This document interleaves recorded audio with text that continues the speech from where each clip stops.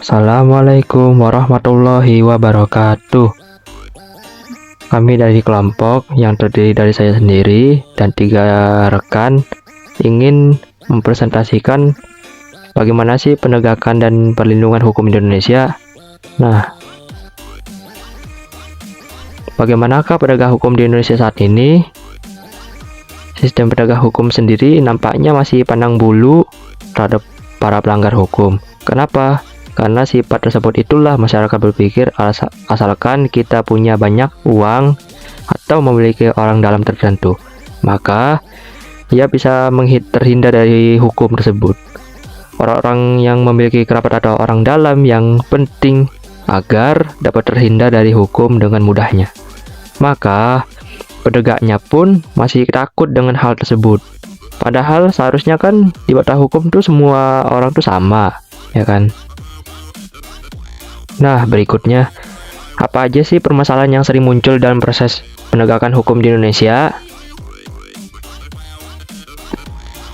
Lemahnya substansi perundang-undangan dapat merujuk pada kurangnya ketegasan, kejelasan, atau efektivitas dalam aturan hukum yang diterapkan. Kurangnya profesionalisme dapat mencakup perilaku koruptif, pelanggaran hak asasi manusia, atau penyalahgunaan wewenang. Keterbatasan sarana dan fasilitas melibatkan kurangnya peralatan investigasi yang canggih, kurangnya anggaran untuk pelatihan personal, serta keterbatasan sumber daya manusia dan teknologi. Apa yang dapat kalian lakukan sebagai seorang pelajar untuk melindungi dan menegakkan hukum di Indonesia? Yang pertama yaitu belajar dengan baik, terutama dalam mempelajari hukum dan peraturan perundang-undangan yang ada di Indonesia, sehingga dapat mengetahui dan membiasakan diri dengan peraturan yang berlaku di Indonesia. Yang kedua, berani melaporkan kepada pihak berwajib jika terjadi pelanggaran hukum yang ada di sekitarnya, baik di sekolah maupun di lingkungan kehidupan sehari-hari. Yang ketiga, menaati peraturan-peraturan yang berlaku di lingkungan sekitar, baik di sekolah, di rumah, dan sebagai warga negara. Yang keempat, ikut menyuarakan penegakan hukum dengan cara meningkatkan atau mensosialisasikan dengan sesama pelajar.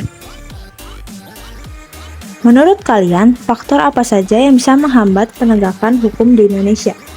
Yang pertama, ada faktor hukumnya, kompleksitas regulasi, ambiguitas dalam undang-undang, dan kekurangan harmonisasi antar berbagai peraturan hukum.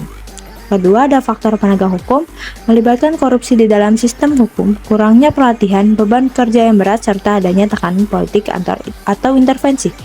Ketiga, ada faktor sarana dan fasilitas. Fasilitas tersebut meliputi staf yang terlatih dan profesional, organisasi yang baik, peralatan yang memadai, dan dana yang memadai. Keempat, ada faktor masyarakat. Partisipasi masyarakat dalam mendukung penegakan hukum, tingkat kesadaran hukum, dan keterlibatan dalam kegiatan ilegal.